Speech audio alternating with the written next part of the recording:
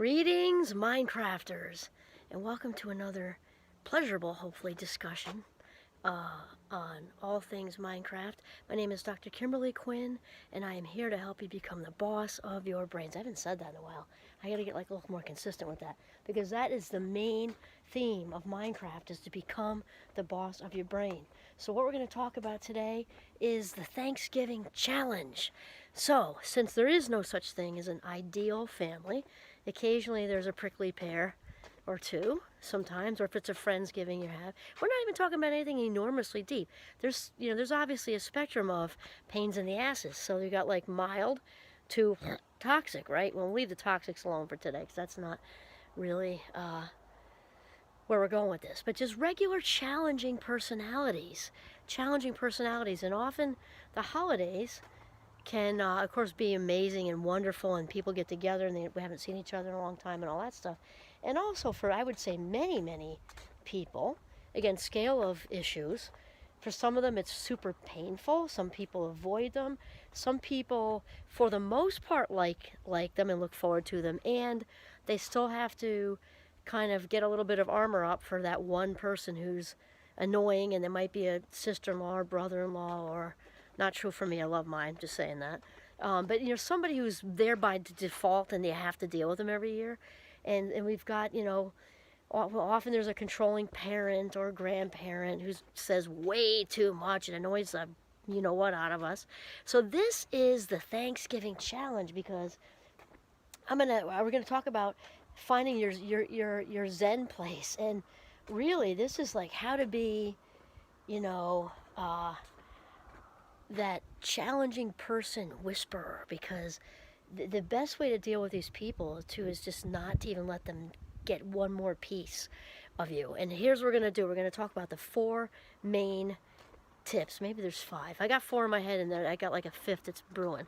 So I also have to give a shout out to Don Miguel Ruiz, author of the 4 Agreements, because this guy's amazing. If you haven't read that book, and I'm not reading it I'm reading from it at this minute. They're all locked right up here because I live by these rules. So the first one is to be impeccable with your word. And the word impeccable, if you don't know, because I didn't know that the exact literal meaning until I've read him so many times. I actually used that book for my Minecraft class. Anyway, impeccable means to be without sin. And what we're really talking about here is precision with what we say, which involves a little bit of cognitive planning. We're talking about seconds, not like a script for a play. Unless it's super necessary because you got somebody who's enormously challenging. But think about it. When we're clear with our words, it eliminates so much gossip and drama. It eliminates the emotional venom. And again, remember, scale of challenging people. It might just be a little annoying to like moderately annoying to like pretty annoying to like can hardly sit by them kind of thing. When we're impeccable with our word, it just eliminates so much of that, because when we're crystal clear with what we're saying, it doesn't leave as much room for misinterpretation. And that's verbally, that's enough. But when we get into texting and stuff, it's just I see it frequently with students, and we talk about it, and they acknowledge it. When we are, getting text, which is, you don't have any facial tone, no intonation, no body, stuff to read. It's just a text. It's so easy to misinterpret that. And then we get angry, and we see an exclamation point, and we get pissed, and why aren't you here now? And then they're in a hurry, they didn't mean to do that, whatever. So then we waste 2 hours of valuable life minutes being really pissed off about a text. And then, or they didn't answer us, and it can't be that the phone is dead, or they're at the dentist. It must be that they're mad at you or want to break up with you. Who knows what? So when we're impeccable with our word, it just eliminates so many issues. Okay, the next one, which is my favorite out of all of them, I don't know if these are in order, by the way, but that doesn't matter, is don't take things personally. Oh my gosh, I live by this, because many people don't realize that 90+% of what anyone says to us, even if it's seen like the content is about us, it's not about us, because we are all the main characters on our own stages. That's just the truth. So whatever they're saying to you, even if it's seemingly about you, it isn't, because it's going through their own filter, their own schema, which is very Piaget. But like we have our own filters for things. I think like a colander we dump pasta in. Everybody's got a different pasta, and what runs out of the colander and what stays in, even with the same conversation, are going to be different based on the receiving end. Because we run it through, I mean, our upbringing goes into that, culture goes into that, religion goes into that, anything that's ever been said to us goes into that, because that's how schemas are created. So, not taking things personally is so important. It's so important. And it's sometimes, and I didn't say easy, right? We have simple. Whoops, we have simple, and then we have easy. It is that simple. Just don't do it, like a Nike commercial, only the reverse.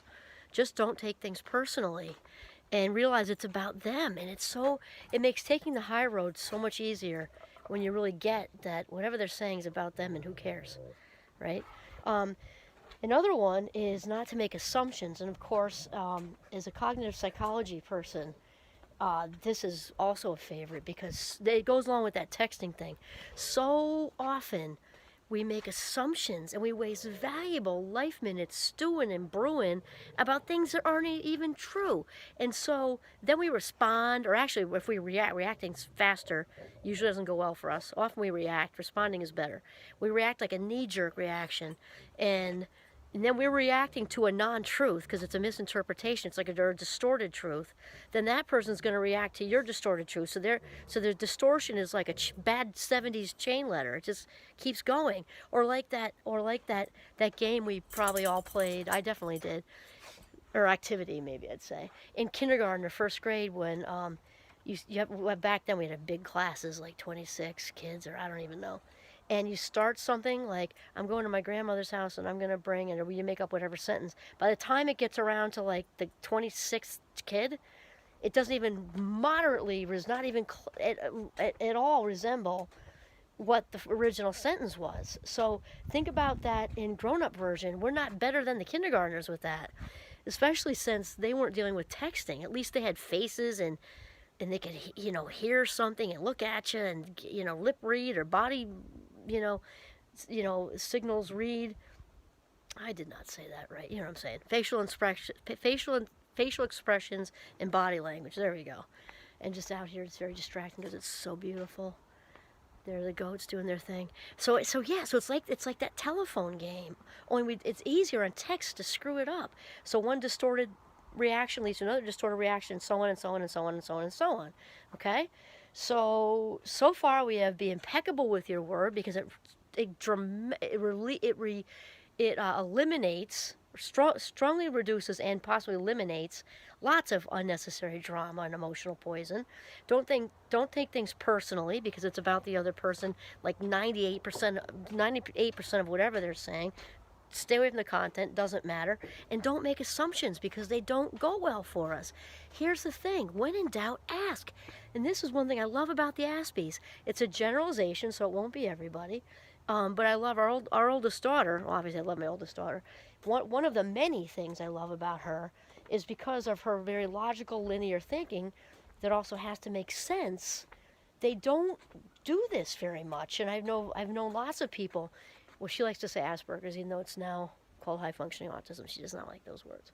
One thing that many of them do, the young adults I've met, they're very logical and linear, like I said, and things have to make sense. So if they don't know, and they're reading facial expressions is not easy for them. It's not part of their wiring.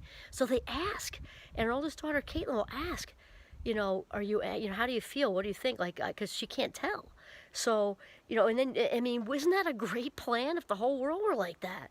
Think of how amazing that is. And rather than trying to use our telepathy skills and our mind reading skills and everything else, if we just said, how did that make you feel? I mean, when in doubt, ask. That's what I'm saying. Or what are you thinking about this? To actually ask somebody instead of just trying to think we know. It's such an easy trap to fall into.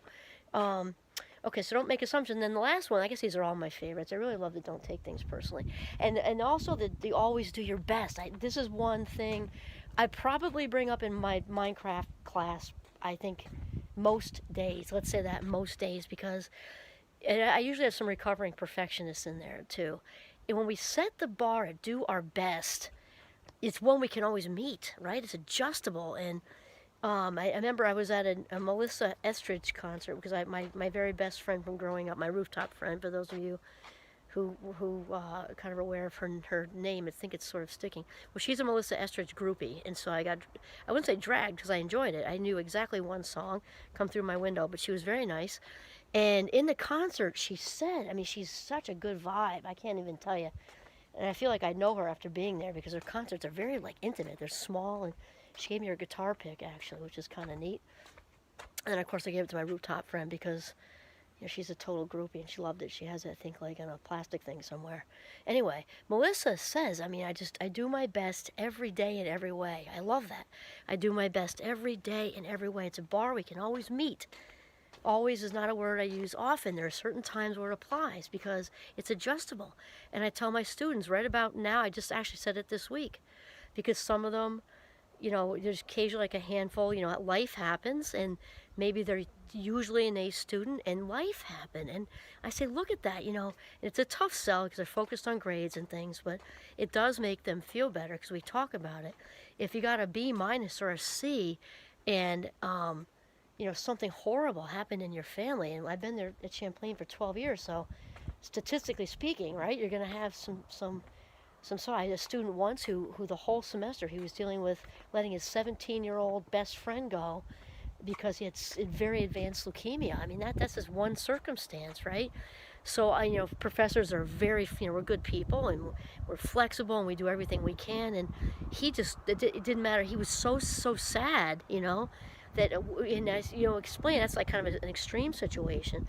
But there's all other moderate situations, and always do your best thing. Like a C sometimes, or even just passing, is really like the life version of an A, because if you look at that in the perspective of what happened, what's going on in your life, the very fact that you were able to get up, get dressed, and get to class, let's say it's severe depression or something like that, you're a champion. Like if you just passed with all that going on, and that young man who went through all that, who did very well, all things considered, you are a champion. It's just so important. And the seasoned grown-up version of that, you got stuff going on with partners or who knows what, the fact you got up, got dressed, and went to work, were able to manage it, makes you a champion. It's just so important to remember. So let's rattle them off again. Be impeccable with your word, limits, dramatically, I said that twice. Okay, limits, drama. Gossip is emotional poison. Okay, don't take things personally because they're not about you anyway. So that's just, and biting that hook is just your ego. So remind yourself of that. And don't make assumptions because they also contribute to the drama. And always do your best. So this is the Thanksgiving challenge. If we can do those 4 things, it's taking the high road, and you will have a much better time. And it's not like you have to let people know your secret weapons. You can just know all this stuff and sit back. And the last one that I'm adding, I was saying earlier, because it goes with all 4 of them, is to learn to hit the pause button. If you feel that shenpa, that urge to react, that itch we feel when somebody says something snarky or salty, hit the pause button, disappear into a bathroom, outside, something, because even 1 minute of distance from that, better if it's like 5 or 10, you can go for a walk. But even if you come back and you say whatever you have to say, it's going to be like way better for everybody if you hit the pause button. And that's something I have had to work on and still work on, because that is the Fast Mind Club thing. But man, it helps with the other 4 agreements. So the Thanksgiving challenge, to do those 4 things, plus hit the pause button, and you will have a far more enjoyable time. And you will also, be sharing a lot of your good vibration, your good energy and positivity with everybody, whether they know or not. So you could be like you could be like the family's secret weapon. They just don't need to know. All right? So the Thanksgiving challenge. This is Kimberly Quinn signing off from Northern Vermont. Have a mindful, very free day.